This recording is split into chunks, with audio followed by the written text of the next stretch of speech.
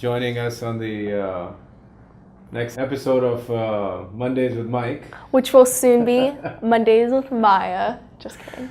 Next to me is Maya Katial, 14-year-old, soon to be 15. Okay, wait, this is Thinks awkward. that she's 25. Wait, can And we redo then- that? Cause like, You can just redo. I'm just saying, You can redo. wasn't that right now. awkward? Beside me is my daughter, Maya, my son, Deepi, 20-year-old. We hope to share many of our personal thoughts, commingled with what business life is in this family. Like people, they'll be like, "Oh, your dad works a lot," but they don't see all of it. Like he'll go home, he'll be like, "La, la, la, la," and I'm just like, "Dad, like you're not at work. Why are you still working?" But it's not even just about working at work. It's also his life. Like his work is his life, and he's dedicated to it. So I feel like, oh my God, I feel like that's also what keeps the company like alive. Is that it's not just like a shift for him. It's his life. It's his daily duty. And he puts his whole life into it. Like he said, it's his baby. So, I mean, sometimes when he says like, oh, the kid's getting involved, taking over the company, I think of how he works so much. But it's like, I mean, it's the... Do we want to work the way he does? In my personal opinion, I don't want to have that work ethic because that is just it's through the roof.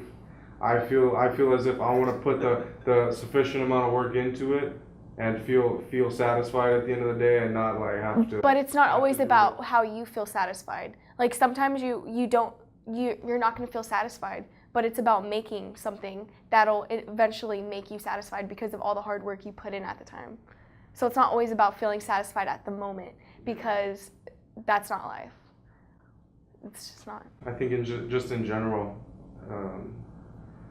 like Maya said, it is his life. He's devoted himself to it, and I don't see that ever changing until the company is worth billions and we live on a yacht somewhere far in the Maldives. Hard work won't change that either.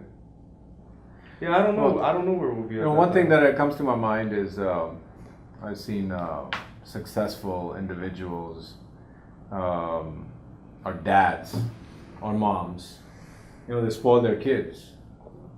There's that word called spoiled. I haven't really thought about spoiled other than I get my things from my kids or do things that perhaps average parents can't.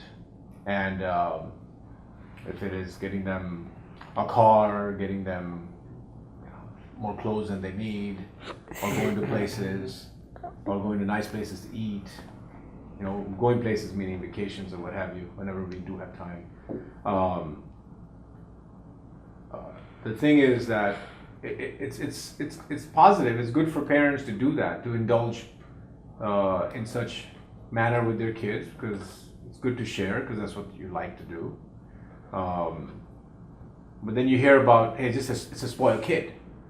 This kid just gets whatever he or she wants, and is not thankful or doesn't know what real life is. And then that all falls back on the parent, how the parent raised the kid. Mm-hmm. Like, what did the parent talk to the kid about? For me, I was not in a position that I could instill those fundamentals in my kids for all these years that I had 5 children, until recently, when 2 have been living with me, after my separation, that I can instill these fundamentals that I believe in them. So yet I can keep them spoiled, as they say, because I enjoy sharing that with my kids. But at the same time, I want them to follow the fundamentals that I have for all my life. About hard work, commitment, passion, trying to do the right thing, and staying positive, making it happen. And being a compassionate human being. Hashtag vegan. And vegan.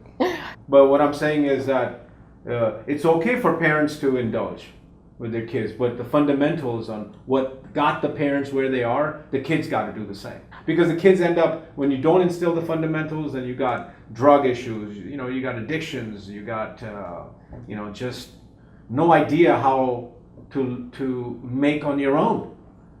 So if, let's say, family business did go out, what would they do?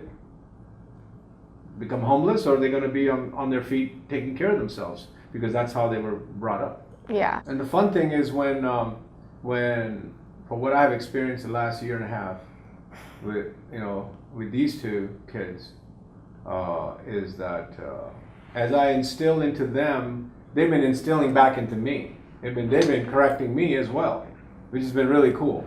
As they're growing and getting into, the young adulthood age, it's been really nice. And especially, like I said, with Maya turning into a vegan, Deepi followed, I followed, and we're vegans for life.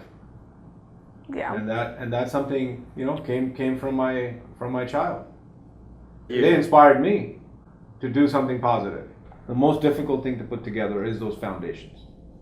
You can add, one story after another to a building, but if that foundation is weak, it's going to crumble. That was a good one. Quote from my cat to y'all. Entrepreneur.